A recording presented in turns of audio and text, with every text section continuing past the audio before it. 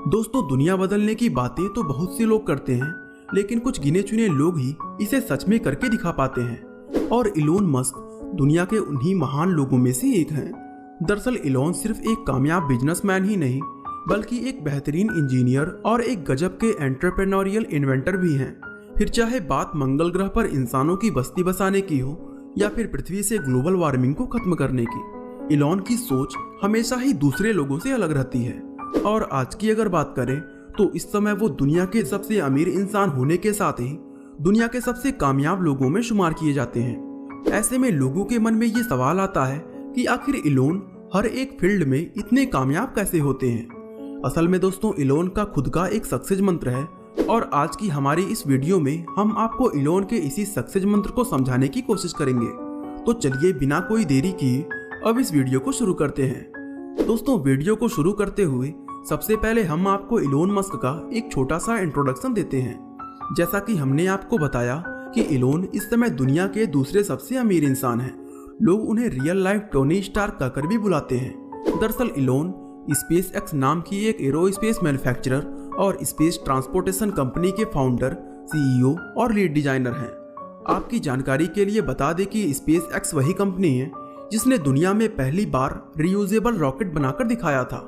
इसके अलावा Elon Tesla company के सीईओ और प्रोडक्ट आर्किटेक्ट भी हैं। साथ ही वो द बोरिंग कंपनी और famous online payment processing company PayPal के फाउंडर भी हैं। जी हाँ दोस्तों, इलोन ही वो इंसान है जिन्होंने पेपल को शुरू किया था। वैसे इन सब के अलावा इलोन के और भी कई बिजनेसेस मौजूद हैं जिन्हें इस वीडियो में काउंट करना संभव नहीं है। इसलिए इस इंट्रोडक्शन को अब यही खत्म करते हैं और जानते हैं कि इलोन आखिर इतने सक्सेसफुल कैसे बने। दोस्तों, इलोन आज इसलिए कामयाब है क्योंकि उनके सोचने का तरीका दुनिया के दूसरे लोगों से बिल्कुल अलग है। उनकी एक खासियत है कि वह किसी भी काम को इम्पॉसिबल नहीं मानते हैं। उनका कहना है कि कोई काम आखिर इम्पॉसिबल कैसे हो सकता है। वो प्रॉब्लम्स को तोड़ते हुए उस पॉइंट तक पहुंच जाते हैं जहां से वो काम नामुमकिन से मुमकिन नजर आने लग जाता है। आप खुद ही देख सकते हैं कि वो कोई रॉकेट साइंटिस्ट नहीं है और ना ही उनके पास एरोस्पेस की कोई डिग्री है, लेकिन फिर भी उन्होंने स्पेस एक्स जैसी इतनी बड़ी कंपनी को खड़ा कर दिया। इसके अलावा उनके पास ऑटोमोबाइल का कोई एक्सपीरियंस नहीं था, लेकिन फिर भी उन्होंने टेस्ला को दुनिया की सबसे बड़ी ऑटोमोबाइल कंपनियों में से एक बनाया।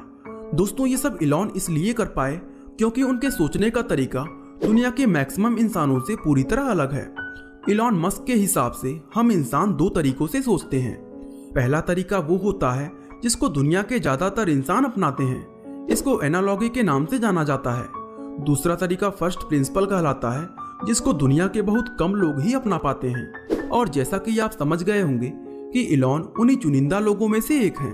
तो चलिए दोस्तों, अब इन दोनों थिंकिंग मेथड्स के बारे में जानते हैं। अब पहले एनालॉगी की अगर बात करें तो ये सोचने का वो तरीका होता है जिसमें हम इंसान अपने लाइफ एक्सपीरियंस और जो दुनिया में हमेशा से होता आया है उसको देखते हुए हर एक चीज के नतीजे निकालते हैं। इसको समझने के लिए हम इलोन के रीयूजेबल रॉकेट के आइडिया को ले सकते हैं।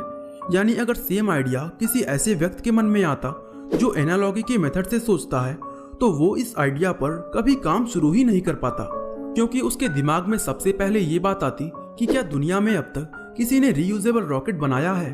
फिर वो ये सोचता कि अगर रीयूजेबल रॉकेट बनाए जा सकते हैं तो अभी तक नासा या दुनिया की दूसरी बड़ी स्पेस एजेंसी ने इसको क्यों नहीं बनाया। और अगर इतनी बड़ी बड़ी स्पेस एजेंसीज इसको नहीं बना पाई तो यकीनन इसको बनाना इम्पॉसिबल होगा। और ये सब सोचकर वो अपने आइडिया को ड्रॉप कर देता है। यानी एनालॉगी में हम लोग अपने आसपास की चीजों, दुनिया का नजरिया और अपने पास्ट एक्सपीरियंस को आधार बनाकर अपनी हर एक आइडियाज का नतीजा निकालते हैं। खैर, ये तो हुई बात एनालॉगी मेथड की। अब हम फर्स्ट प्रिंसिपल मेथड के बारे में जानते हैं। असल में फर्स्ट प्रिंसिपल से सोचने वाला इंसान अपने किसी भी आइडिया का नतीजा अपने पास्ट एक्सपीरियंस, दूसरे लोगों की सोच या फिर दुनिया क्या कहती है, इन सब चीजों के आधार पर नहीं निकालता, बल्कि वो अपने उस आइडिया के बारे में सभी फैक्ट्स को जमा करता है और फिर उसकी एक एक प्रॉब्लम को तोड़ना शुरू करता है। इस तरह एक एक प्रॉब्लम को तोड़ते हुए वो आखिर में उस पॉइंट तक पहुंच जाता है जहां ये पूरा आइडिया ही इम्पॉसिबल से पॉसिबल बन जाता है। इसको समझने के लिए हम फिर से इलोन मस्क के रीयूजेबल रॉकेट का एग्जाम्पल लेते हैं।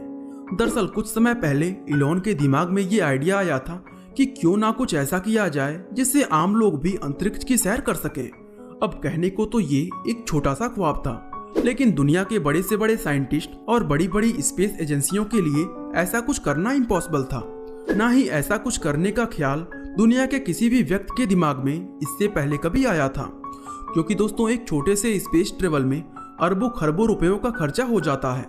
ऐसे में दुनिया के आम लोगों को अंतरिक्ष की यात्रा करवाना वाकई में एक नामुमकिन सी बात थी।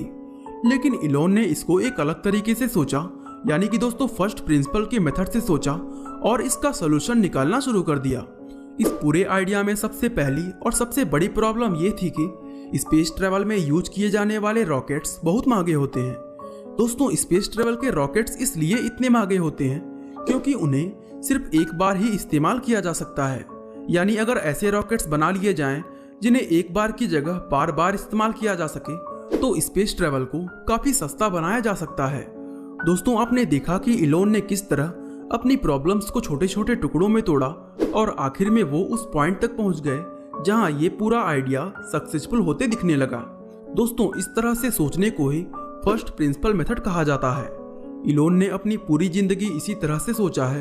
ये बात वो खुद अपने कई इंटरव्यू में कह चुके हैं। वैसे दोस्तों हम आपको बता दें कि जब इलोन ने अपने रीयूजेबल रॉकेट का आइडिया दुनिया के सामने रखा था तो उस समय उनके इस आइडिया को किसी ने भी गंभीरता से नहीं लिया था और यहाँ तक कि कुछ लोगों ने उनका मजाक भी बना दिया था, क्योंकि उस समय वह सिर्फ एक इंटरनेट कंपनी पेपल के ऑनर हुआ करते थे।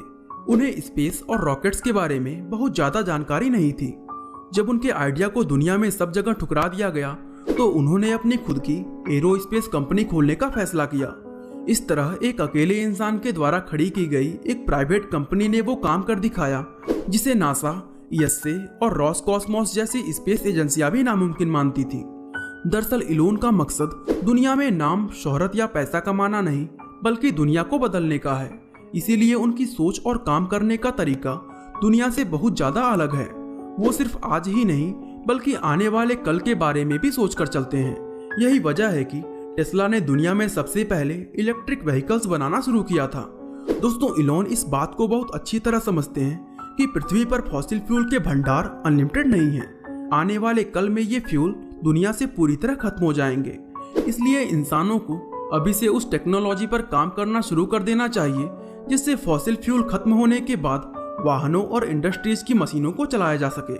और दोस्तों उन्होंने इसकी तैयारी भी शुरू कर दी है और अब उनकी देखा देखी दुनिया की दूसरी कंपनियों ने भी इलेक्ट्रिक व्हीकल्स बनाना शुरू कर दिया है। अब दुनिया भी ये मानने लगी है कि इलोन जो भी करते हैं उसके पीछे हमेशा ही कोई बड़ा मकसद छिपा होता है। इलेक्ट्रिक व्हीकल्स को बनाने के पीछे इलोन का एक मकसद ये भी है कि इसके जरिए ग्लोबल वार्मिंग को कम किया जा सकता है। दोस्तों हम आशा करते हैं कि इलोन मस्क के ऊपर इस वीडियो को देखने के बाद आपको उनके बारे में कई जानकारियां मिल गई होंगी। बाकी आपका उनके बारे में क्या राय है हमें कमेंट करके जरूर बताएं। और अगर वीडियो अच्छा लगा तो लाइक, शेयर और सब्सक्राइब करना बिल्कुल ना भूलें। आपका बहुमूल्य समय देने के लिए बहुत बहुत धन्यवाद।